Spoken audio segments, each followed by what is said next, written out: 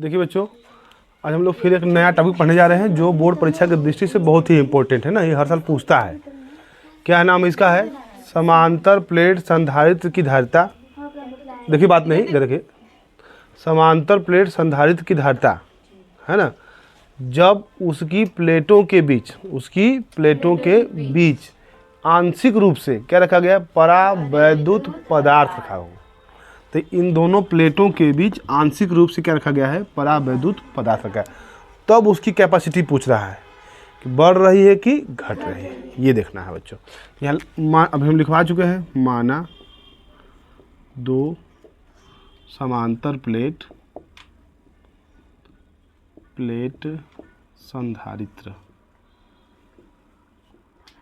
संधारित्र जिनके बीच की दूरी कितनी है? तो d है। के बीच t मोटाई का परावैद्युत पट्टी रखा गया है ना। ठीक, तो देखिए बच्चों, तो अब यहाँ देखेंगे कि वायु में दूरी, यहाँ लिख लीजिए ना ऐसे, वायु में दूरी d माइनस टी होगा। तो देखिए बच्चों, तो वायु में भी कुछ वैद्युत क्षेत्र होगा। वैद्युत क्षेत्र मतलब वैद्युत क्षेत्र की तीव्रता होगी, और पट्टिका में भी कोई वैद्युत क्षेत्र की तीव्रता होगी। तो वायु में वैद्युत क्षेत्र की तीव्रता निकाल लीजिए यहाँ पे। तो वायु में वैद्युत क्षेत्र की तीव्रता बताइए। ई नॉट लिखिएगा ना, वायु के लिए ई नॉट लिखिएगा। तो ई नॉट बराबर बताइए, सिग्मा अपान एप्सिलॉन नॉट होता है। सिग्मा अपान एप्सिलॉन नॉट होता है। तो ई नॉट बराबर सिग्मा को मान रख देंगे। तो सिग्मा क्या है? पृष्ठीय क्षेत्रफल है, नहीं पृष्ठीय घनत्व है। पृष्ठीय घनत्व बराबर सिग्मा बराबर क्यू बटा के ए होता है। ये लिखेंगे क्यू बटा के ए एप्सिलॉन नॉट, ये बन जाएगा। तो ये होगा समीकरण नंबर 1। ध्यान दीजिए। अब परावैद्युत पट्टिका में, परावैद्युत पट्टिका में वैद्युत क्षेत्र की तीव्रता है ना, वैद्युत क्षेत्र की तीव्रता, उसके लिए सिर्फ ई यूज कर रहे हैं बच्चों। क्या यूज कर रहे हैं? सिर्फ ई यूज कर रहे हैं। तो ये हालांकि ये भी ई है, ये भी ई है। ये निर्वात के लिए है, वायु था निर्वात के लिए है। ये किसके लिए है? तो पट्टिका के लिए। तो अब इसमें भी उत्पन्न हो जाएगा। तो इसमें कितना होगा? क्यू बटा के ए एप्सिलॉन नॉट लिख देंगे यहाँ पे हम लोग। और चूंकि पट्टिका का परावैद्युतांक तो कुछ होगा ही होगा, निर्वात के लिए कुछ नहीं है, एक होता है। तो एक रख देंगे तो निर्वात का हो जाएगा। मगर ये पट्टिका का है तो कुछ न कुछ तो उसका परावैद्युतांक होगा, उसका हम मान नहीं पता है, मगर हम कर दिए के लिख लिए। हो गया समीकरण नंबर 2। अब बच्चों, अब इसके बीच निकालेंगे वैद्युत विभव निकालेंगे। क्या निकालेंगे? वैद्युत विभव।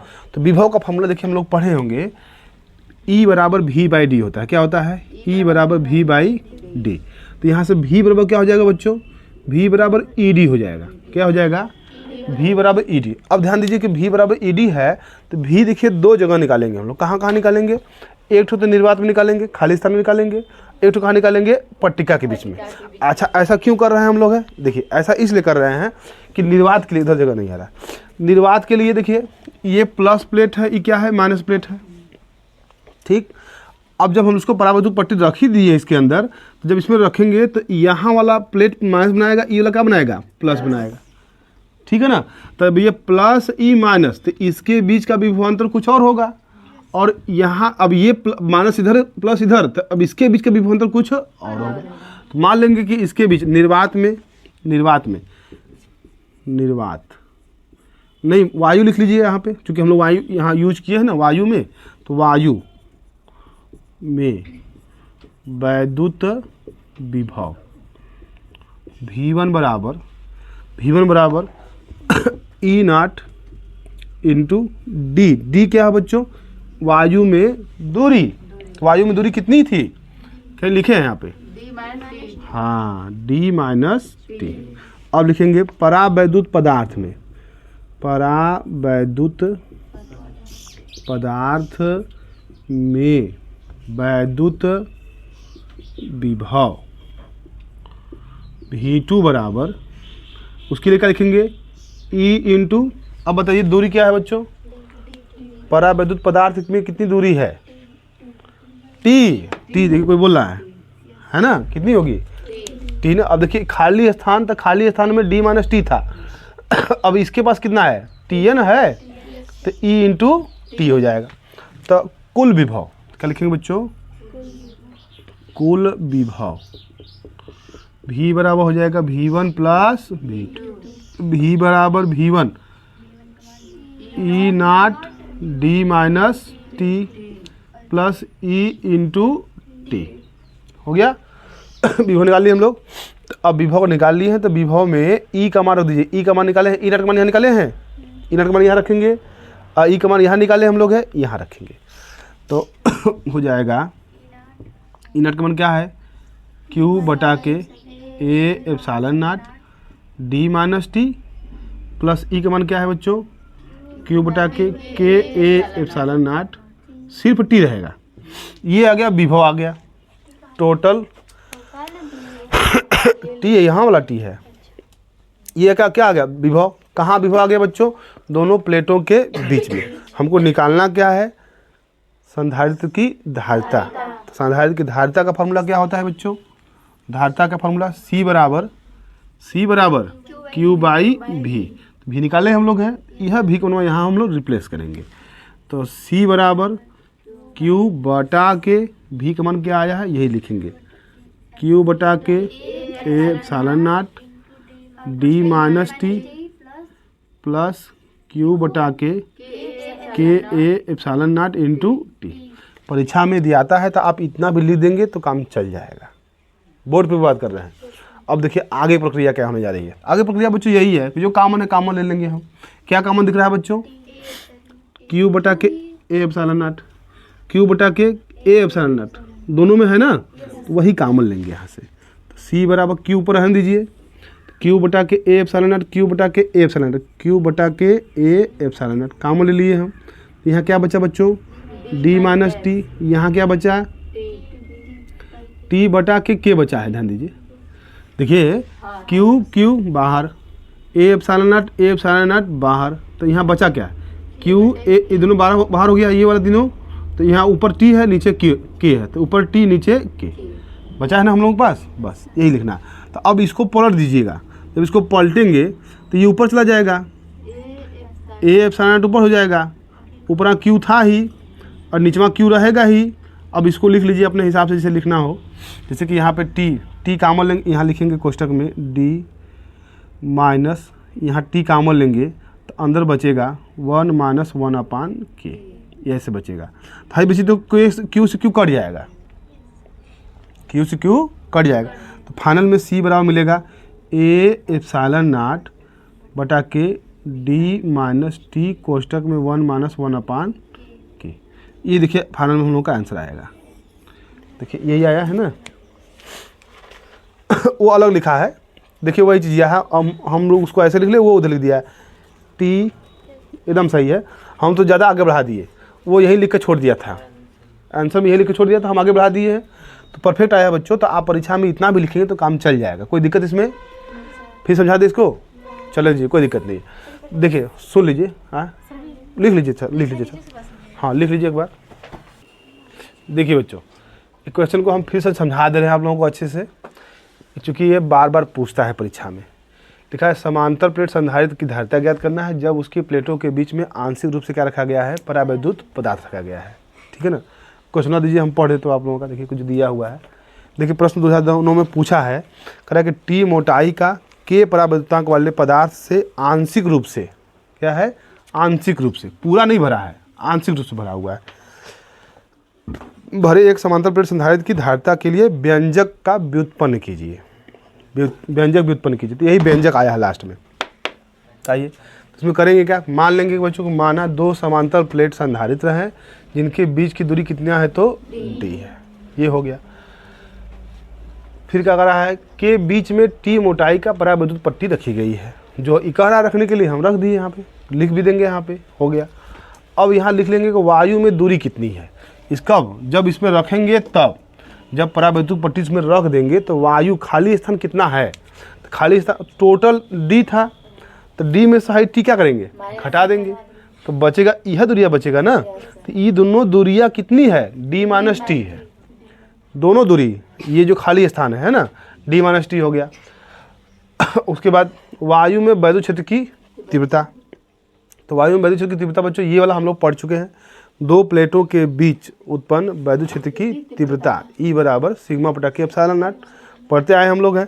सिर्फ एक प्लेट रहेगा तब, विकल्प बताए थे, एक प्लेट के लिए सिग्मा अपन 2 एप्सिलॉन नॉट, एक प्लेट के लिए सिग्मा अपन 2 एप्सिलॉन नॉट होता है, और दो प्लेट हो जाएगा तब उसका दो गुना हो जाएगा।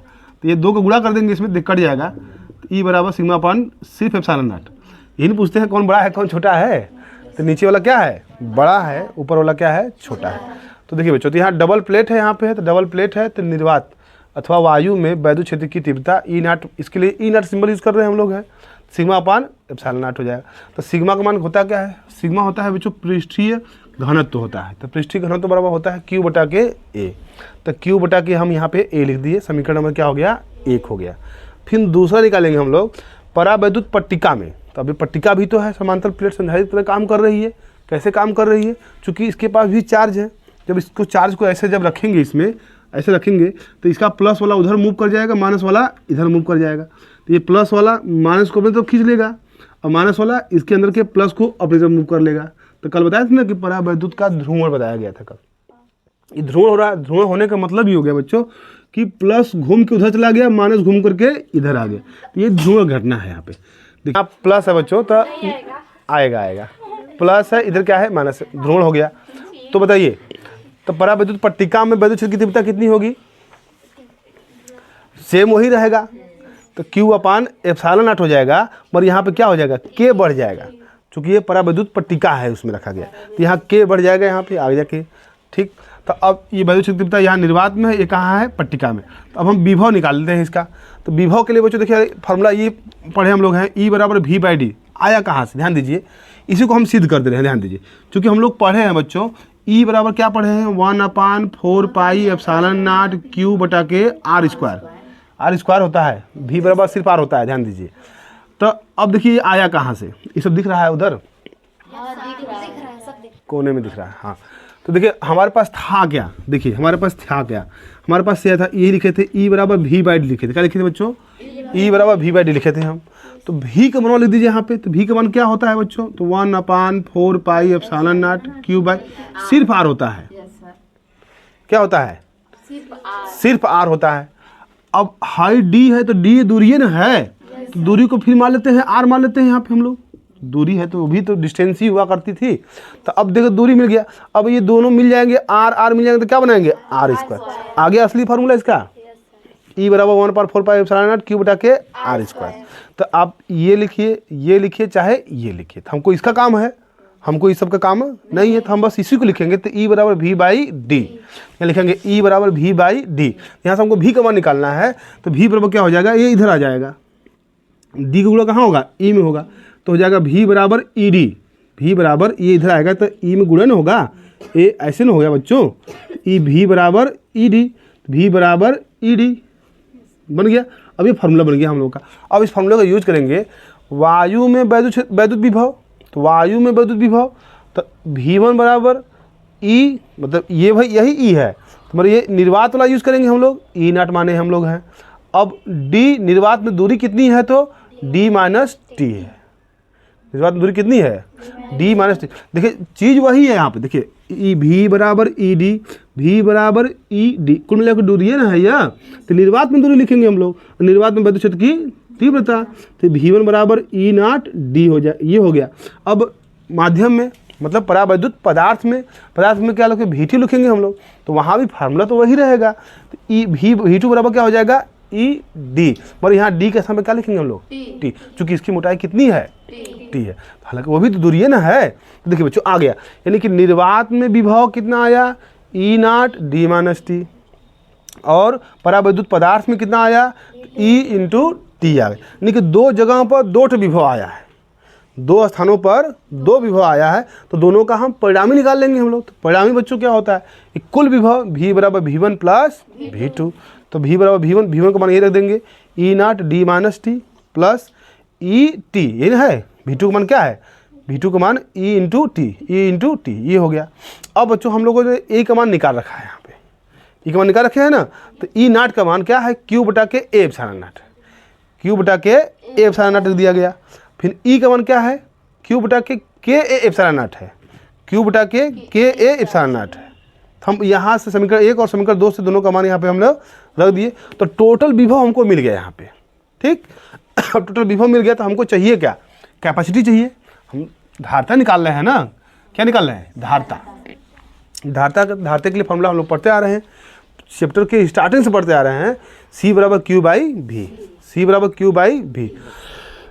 तो भी का मान हम लोग अभी निकाले यहाँ पे हैं, तो बस C बराबर क्यू बाई भी, चूँकि C बराबर क्यू बाई भी, तो भी का मान उठा करके यहाँ पे रख देंगे। तो भी का मान यही है बच्चों, यहाँ रख दिया गया। तो आप परीक्षा में इतना भी लिख के चले आएंगे तो पूरा नंबर मिल जाएगा आपको, आगे कुछ करने की आवश्यकता नहीं है। परंतु हम लोगों ने क्या किया, यहाँ पे है कॉमन ले लिए हैं। तो यहाँ देखिए q बटा के a एप्सिलॉन नॉट, q बटा के a एप्सिलॉन नॉट, q बटा के a एप्सिलॉन नॉट, दोनों में से क्या कर दिए, कॉमन ले लिए।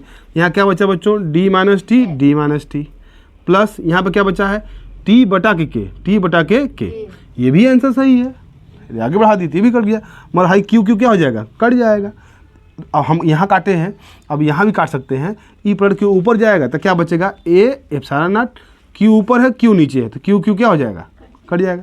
यहाँ नहीं काटते हैं तो यहाँ काट दीजिएगा, घट गया। बचा क्या, a एप्सिलॉन नॉट, अंदर जो बचा है, यहाँ क्या काम किए हम, यहाँ से t कामन लिए, क्या कामन लिए हैं, t नहीं माइनस टी कामन लिए। जब माइनस टी कामन लेंगे तो यहाँ माइनस है तो क्या हो जाएगा प्लस, यहाँ प्लस है तो क्या हो जाएगा माइनस। बस ये भी आंसर सही है। अब उसको आगे पीछे क्या लिखा है, बस वही चीज़ें लिखा है क्वेश्चन खोल के, ये भी सही है। तो देखिए 3 ऐसा हमारे पास है, चाहे जो लगा दीजिए, ठीक, लिख लिए हैं, बंद कीजिए।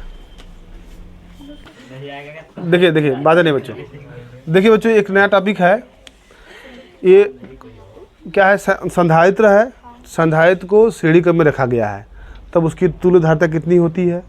अब वही चीज़ें क्या रख देंगे हम लोग, समांतर क्रम में रख देंगे, तब उसकी तुल्य धारिता क्या होगी। हम लोग पहले सिद्धांत से उसको निकाल देते हैं, उसके बाद हम आपको शॉर्टकट ट्रिक बताएंगे, उसी पर हम लोग सवाल लगाएंगे। फिलहाल देखिए, ये देखिए कैपेसिटर लगा हुआ है, 1, 2 और 3, सबकी कैपेसिटी क्या होगी, अलग अलग, ठीक है ना।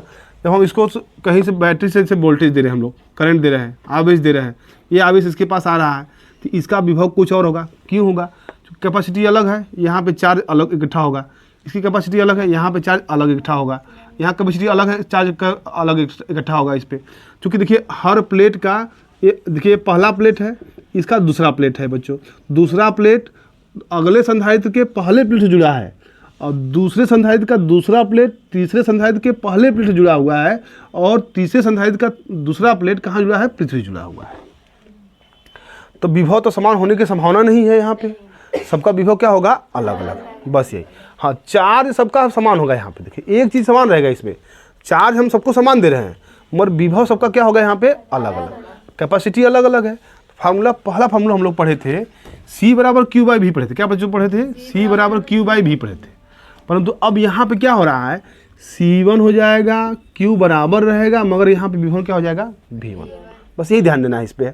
तो V1 को उठा के इधर ले आइएगा, V1 बराबर Q बटा क्या हो जाएगा, C1। ये किसके लिए है, तो पहले प्लेट के लिए है। पहले प्लेट के क्या है, V1 बराबर Q बाई C1। दूसरे प्लेट के क्या हो जाएगा, V2 बराबर Q बाई C2 हो जाएगा। फिर V3 बराबर क्या हो जाएगा, Q बटा के C3 हो जाएगा। ये बन गया। अब चूँकि हमको पूरा टोटल निकालना है, तो टोटल निकालने के लिए कुल विभव बराबर V1 plus V2 plus V3।